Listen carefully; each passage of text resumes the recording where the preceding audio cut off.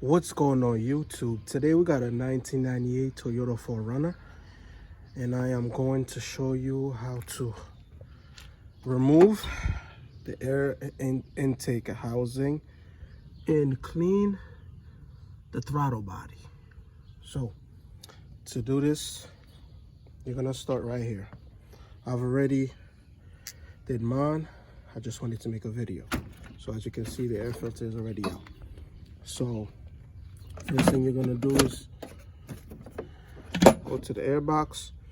You got 4 clips, one here, one here, one here, and one right here. Unclip them so the box could be loose. Second thing you're gonna wanna do, there's a vacuum hose on top of the radiator that goes to the box that is connected right here. Disconnect that. Once you do that, you're gonna take a plier, and you got this vacuum here that connects. Take a plier, slide the clamp back, take it out,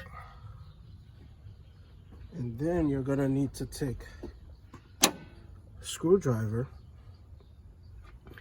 and loosen.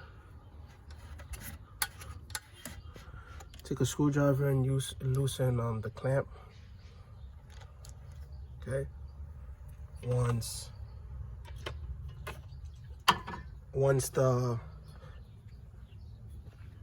box is unclamped, vacuum hose is out, this other vacuum hose is out, and then the clamp is loose, you're able to pull it out. And gently just pull it out. Okay, gonna put it on the floor. All right, so now that we've removed the air intake box, here's the throttle body. So we got the spray. All you do is just go in there and just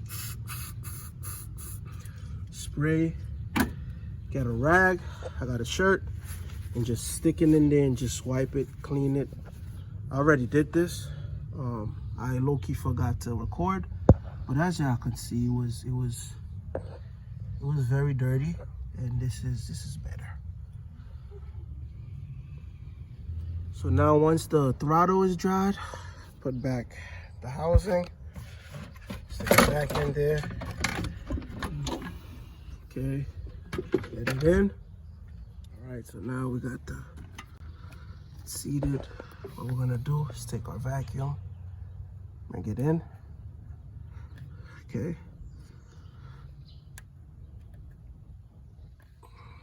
To tighten the clamp or the screwdriver.